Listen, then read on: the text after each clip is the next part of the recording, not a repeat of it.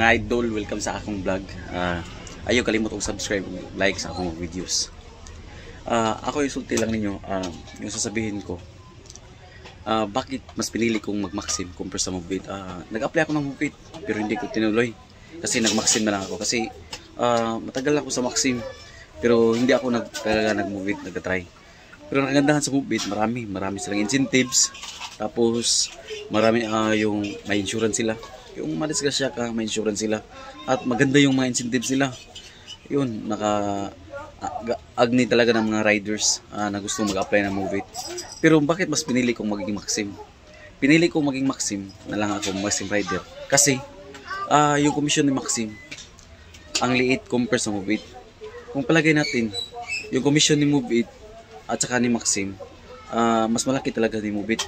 Kaya mas pinili ko si Maxim kasi maliit yung commission niya. Parang inisip ko yung commission ni Maxim, parang yun, incentives na yun na ginawa ni Moveit. Ang karamihan kasi ni Maxim, ang daming tip. Most customer ko na sumasakay sa akin, nagbibigay talaga ng tip. Ang pinakamalaking binigay na tip na to 150 pesos. Yung pinakamaliit mga 20, ganyan. Pero ang kagandahan talaga ni Maxim, marami kang choices. Pwede ka mag-delivery, pwede ka mag-rides, at saka yung pabili. Hindi kagaya ni Moveit na rides na lang talaga ang lahat. Tapos si Moveit, ang nakahirapan ni Moveit, may aso, ang inang aso sa kapitbahay. Ang kahirapan, ang hindi kagandahan ni Moveit kasi may nabubuk talaga ni CS o customer na yung healthy, yung mataba, tapos yung motor mo on the beat lang. Mas naawa yung motor natin na kapag sasakyan yan yung hindi kagaya ni Maxim, si CS o customer mag-request ng malaking motor para ma-aware naman si rider kasi kawawa naman si rider, especially yung traffic, palusot-lusot ka, yung motor mo kawawa, di ba? Yan ang kagana ni Maxim. Pero nasa inyo yan kung gusto nyo mag-Moveit or Maxim. Nasa inyo, marami yan. Joyride, Angkas, marami dito sa Cebu. Sa Cebu po nga pala ako. Kaya si Maxim dito sa Cebu, may silang promotion para sa mga rider. Mga promo, like aabot ka ng bronze, yung commission mo 16%. Tapos kapag silver, yung commission mo is 14%. Tapos yung gold is 12%. Tapos may ano naman si Maxim na minsan nag-zero commission if newbie ka lang. 1 week po sila nagbibigay ng zero commission. Yan po si Maxim at saka si Moveit. Pero ang kagandahan kasi ni Moveit, sabi nila may insurance. Tapos si Maxim walang insurance. Yun ang kaibahan. Pero siguro hindi na lang natin pangarap na madisgrasya na lang kasi may insurance tayo. Diba? Safe lang. Ride safe na lang tayo. Ride safe. Tapos yun si Maxim kasi, ang ganda ni Maxim dito sa Cebu, yung pwede ka mag-double booking, tapos nag-pick up, like example, nag-pick up ka ng delivery. Yung delivery, walang COD, wala siyang COD. Tapos i-communicate mo ni customer na, sir, ma'am, pwede ko bang ito i-complete yung order na to kasi mag-double booking ako. Kung papayag si customer na i-complete yung order kasi ano ka lang, no COD, kampante ka na magdala ng item niya, na sure mo na ihatid talaga niyan, kung i-complete mo yun, tapos maghanap ka ng i-filter mo, like for example, yung first booking mo, like galing ka ng north, like Consolacion. Tapos yung delivery mo to Talisay, Cebu City, Talisay City, Cebu. Tapos ang ganahan yun, i-complete mo, mag-filter ka, galing Lasyon na papunting Minglanilla or Talisay or Bulac, yung north, I mean south area or Mandawi. Yun ang kagandahan. Pwede kang mag-pick up ng pasahero or rides na isasakay mo para maka-double booking ka. Yung first booking mo yung delivery, tapos yung second booking mo yung rides po. Yan ang tawag na double booking po ni Maxim. Hindi kagaya po ni Moveit at saka ibang motorcycle taxi na wala silang double booking. Si Maxim meron. Pero pinagbabawal niya ni Maxim na gawin yan kasi hindi kasi ma-track ni customer yung delivery niya. kapag na-complete kasi yun, hindi mo nakita si rider sa mapa kung asa na siya. Tapos yung i-follow up mo lang si rider kung okay lang ni customer. Basta ang importante, ask ka ng permission ni customer. Ask ka ng permission ni customer na mag-double booking ka, wala yung problema. If hindi naman gusto ni hindi papayag si customer o si is, wag ka na lang gawin mo. Wag na lang mong gawin na mag-double booking ka kasi hindi yan talaga maganda. Yan ang double booking. Pero ang kagandahan kasi ni Maxim din, yung mga choice, yung mga anong gusto mo, yung 3 digits ba na lang or yung pinakamalapit na area, para may filter sila at tapos pwede mo siya i-disable.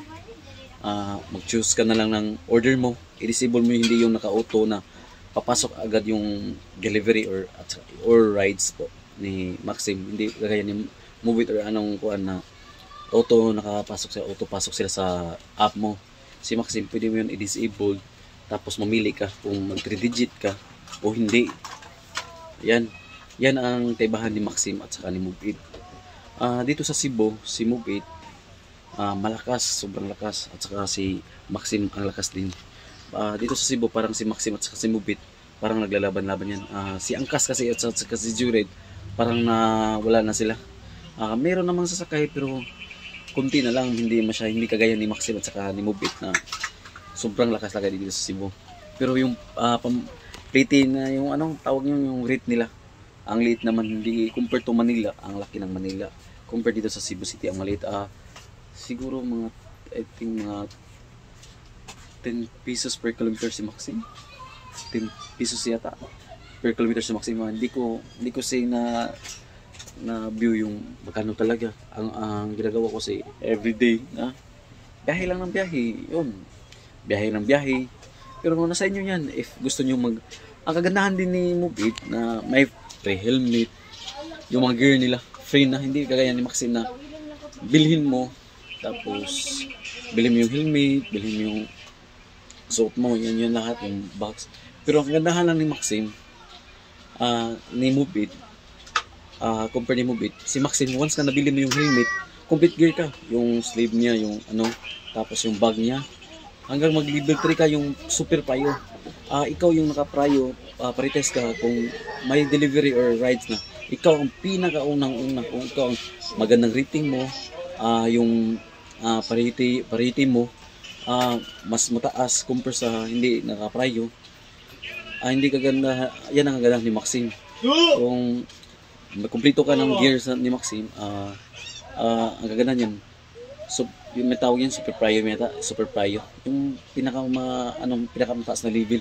Ikaw yung pinaka-priority ni Maxim Up na ibagay yung rides or delivery. Hindi kagaya ni Move It na sino ang pinakamalapit, yan ay ibibigay. Si Maxim kasi, kung gusto mong mag-invest talaga na maliit yung commission mo, tapos yung ikaw yung mag full time ka, ang gandang gawin, magpaprayo ka, yung level niya pa-increasein mo, bili ka ng bag, helmet, lahat yung advertise na ni Maxim. Yun ang kagandahan ni Maxim. At nandung liliit yung commission mo. Yun, may rider na kumikita ng 2K pataas everyday. Full time po sila, 2K pataas. Siguro sa akin, nagbiyahe ako,